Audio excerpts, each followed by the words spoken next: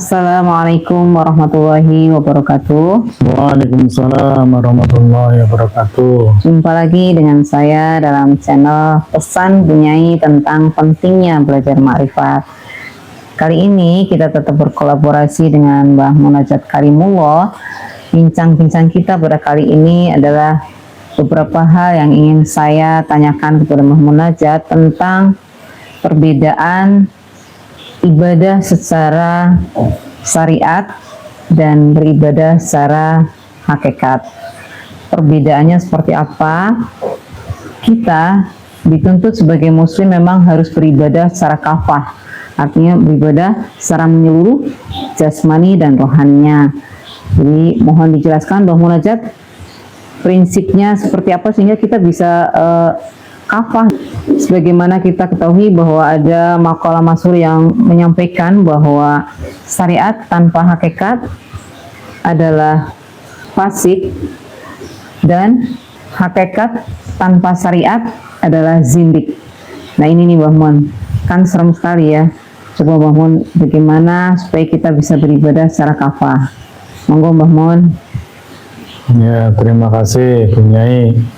Saya kira bahasan yang bagus dan ini sering kali diulas ya oleh siapapun, yaitu terkait Al-Baqarah 208 udkhulu fi silmi kafah. Jadi kita beragama harus kafah, harus lahir dan batin, jasmania dan rohania.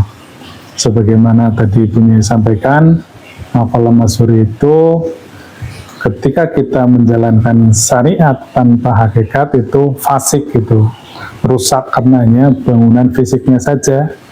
Demikian juga sebaliknya, kalau kita hanya ruhaniahnya saja, hanya hakikat tanpa syariat itu adalah zindik. Jadi memang yang sebaiknya yang sempurna.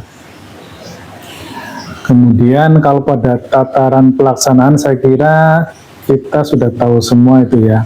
Tapi saya coba untuk menggali lebih dalam lagi, lebih luas lagi. Sesungguhnya bagaimana sih persinggungan antara hal yang sifatnya syariat dengan yang hakikat.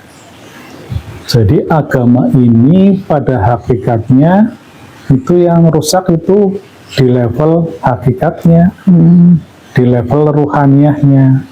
Kalau di level syariatnya itu relatif terjaga dengan baik, terlebih setelah masa Nabi Musa gitu kan ya. Kita tahu kitab Taurat terjaga sampai hari ini, pengamalnya juga masih setia menjalankannya, dan kemudian Nabi Isa dengan syariatnya membawa kitab Injil itu juga masih tertulis dan kitabnya masih lengkap. Nah, yang menjadi masalah juga Al-Quran itu. Jangan sampai juga umat terlalu yakin itu bahwa Al-Qurannya benar itu. Tetapi apakah kita menjalankan agama ini dengan kafah? Itu yang menjadi masalahnya itu Bunyai. Jadi secara prinsip, kenapa Allah selalu menurunkan Rasul berikutnya? Padahal penganut yang lama masih ada gitu. Jadi ternyata karena ketidakbersambungannya. Jadi putusnya tali ruhani atau biasa disebut dengan tali wasilah, sebagaimana Al-Maidah 35. Nah, kemudian yang menjadi bertanya kan, setelah Nabi Muhammad berakhir, terus wasilah itu ada di mana? Nah ini kadang-kadang yang umat menjadi terputus informasinya. Ya memang benar bahwa Nabi Muhammad adalah Khotamul Anbiya, Nabi pungkasan, Nabi yang terakhir. Tetapi itu statusnya sebagai Nabi, karena setelah Nabi juga ada penerusnya. Ada banyak sekali Quran menyebutnya dalam berbagai terminologi, yaitu ada warasatul anbiya, ada Waliyah Mursida sebagaimana Al-Kahfi 17, dan ada juga Rasulun min anfusikum, utusan di zamanmu di kaummu, itu banyak sekali itu ayat-ayat tentang itu. Jadi yang prinsipnya adalah itu, Bunyai. Jadi kalau sudah masalah ibadahnya nanti gampang lah kita mengelaborasinya. Tetapi yang menjadi pokok adalah terputusnya tali wasilah. Mungkin seperti itu konstruksinya, Bunyai. Ya. Ini terputusnya, saya juga ini bangun berulang-ulang saya baca Al-Quran. Nah ini memang banyak sekali peringatan-peringatan di Al-Quran ya. Saya lihat di sini si Al-Qamar, surat Al-Qamar ayat 3. Jadi memang dari dahulu memang orang tidak mempercayai adanya Rasul gitu ya. Mereka mendustakan Rasul Muhammad dan mengikuti keinginannya, padahal setiap urusan telah ada ketetapannya. Kemudian surat Al-Qamar ayat 9. Jadi sebelum mereka kaum musyrikin, kaum Nuh juga telah mendustakan Rasulnya. Jadi memang itu sudah dijelaskan di dalam Al-Quran, memang kebanyakan seperti itu. Dan peringatannya pun di dalam Al-Quran sudah disampaikan, itu berulang-ulang. Ada beberapa ayat di surat Al-Qamar yang saya baca itu ya. Jadi ada ayat 17, ayat 21, ayat 32, ayat 40 yang memang diulang-ulang bunyinya sama, diingatkan sama Allah peringatannya. Dan sungguh telah kami mudahkan Al-Quran untuk peringatan, maka adakah orang yang mengambil pelajaran? Artinya orang-orang yang telah mendustakan Rasulnya itu kemudian dia diberikan peringatan-peringatan yang sangat keras sebenarnya di dalam Al-Quran. Itu sudah banyak, saya yakin teman-teman kita Muslim pasti sering membaca Al-Quran ini dan peringatan itu berulang-ulang. Maksud saya, karena saya melakukan itu kemarin-kemarin saya baca, tapi hanya baca saja Mbah Mun. Ternyata begitu saya sudah belajar di Thariqah Naksabandiyah Holidiyah Nusantara ini, saya baru sadar bahwa ini nggak cuma dibaca, tapi sebenarnya peringatan itu ya untuk kita gitu. Kita jangan mendustakan itu, bahwa Rasul memang ada dan Al-Quran sudah menjelaskan itu. Peringatannya pun sangat keras dan berulang-ulang, nggak cuma satu kali dalam satu surah. Artinya memang ketersambungan dan percaya adanya Rasul yang menyambungkan tali wasilah tadi itu memang harus kita jalankan gitu. Kenapa demikian? Karena diulang lagi bahwa kita itu entitas, ada dua entitas di dalam diri manusia, yaitu entitas jasmani dan rohani. Jasmani tidak akan mungkin untuk ketersambungan sama Allah karena memang di dimensi yang berbeda. Jadi kita harus mutu kompleanta mutu, mengaktifkan rohani kita untuk dapat tersambung dengan Allah Subhanahu wa Ta'ala. Begitu ya Mbah Mun? Ya, Bunyai, saya kira betul sekali.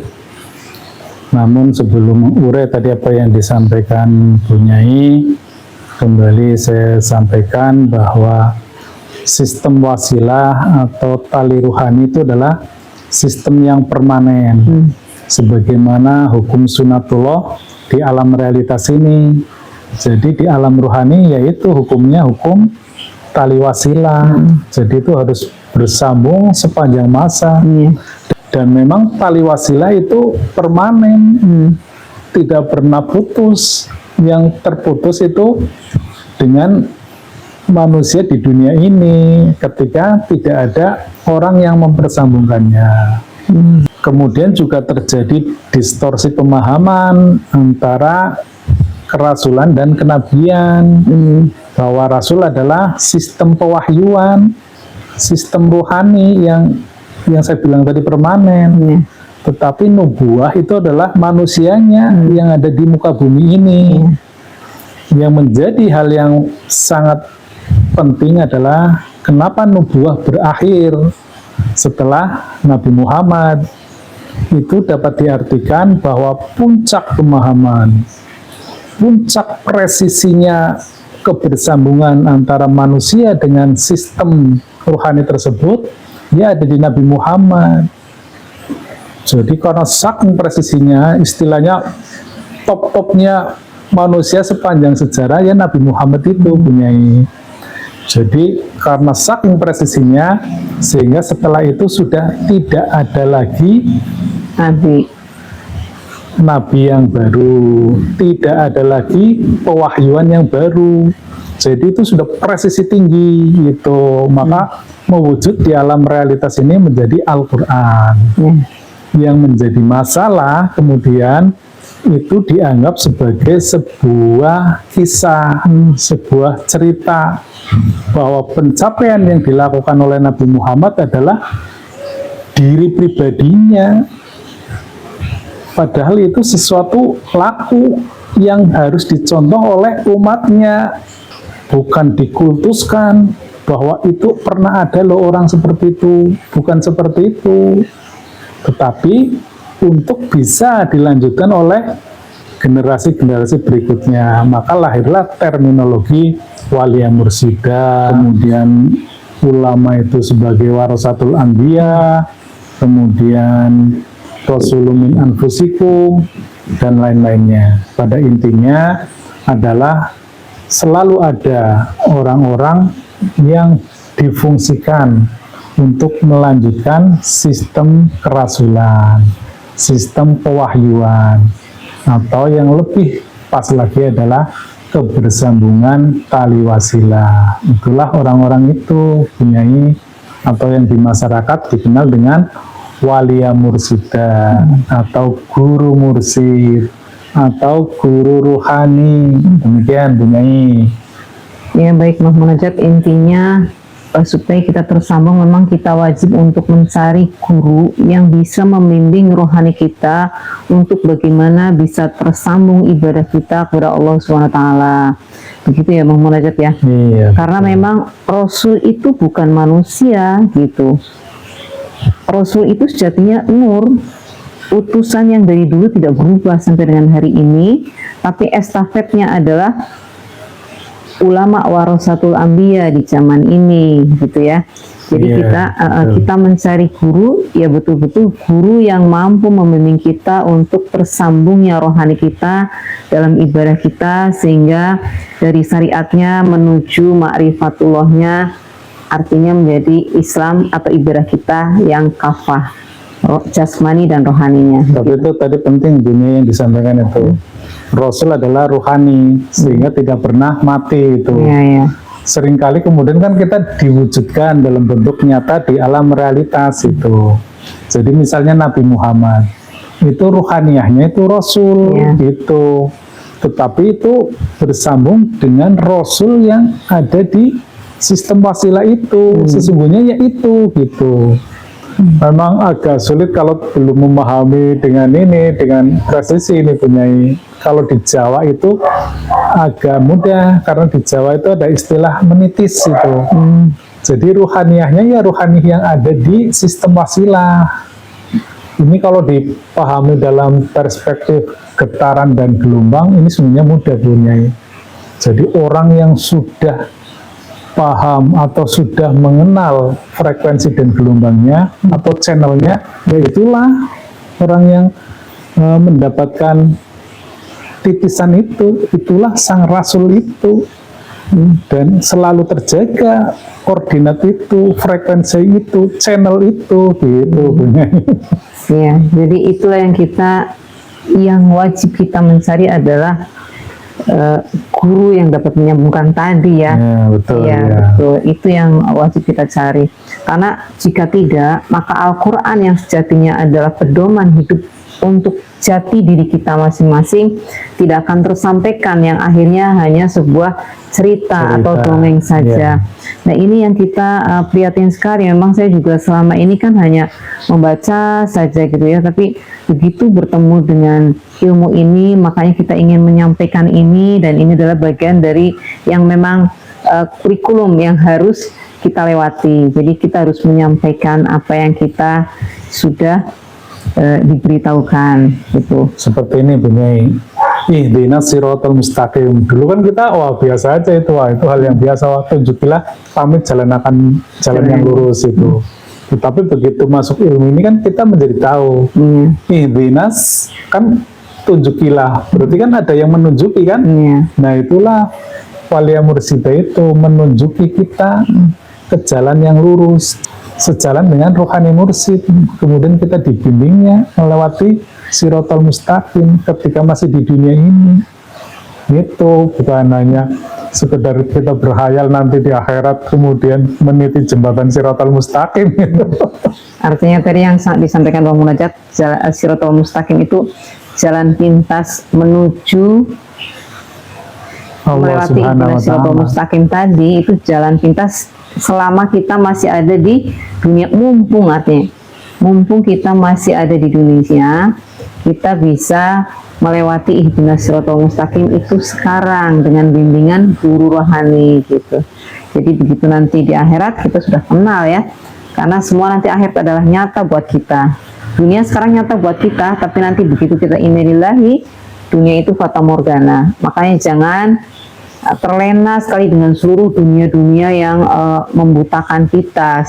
Jadi kita tertutup hijabnya dengan kecintaan kita terhadap dunia. Bukan tidak boleh sama sekali ya ini mencintai dunia, bahwa kita hidup di dunia ya tetap dinikmati, tetapi bahwa jangan lupa bahwa yang akan kembali adalah rohani kita. Maka wajib menggandeng guru rohani untuk dapat membimbing rohani kita kembali kepada Allah secara kafah. Jadi inna lillahi wa inna ilaihi raji'un. Saya kira itu yang bisa kami sampaikan pada pertemuan kita pada kali ini. Mohon maaf jika banyak hal yang kurang berkenan. Akhir kata, ilahi anta maksudi wa ridho kamatlubi. Wassalamualaikum warahmatullahi wabarakatuh.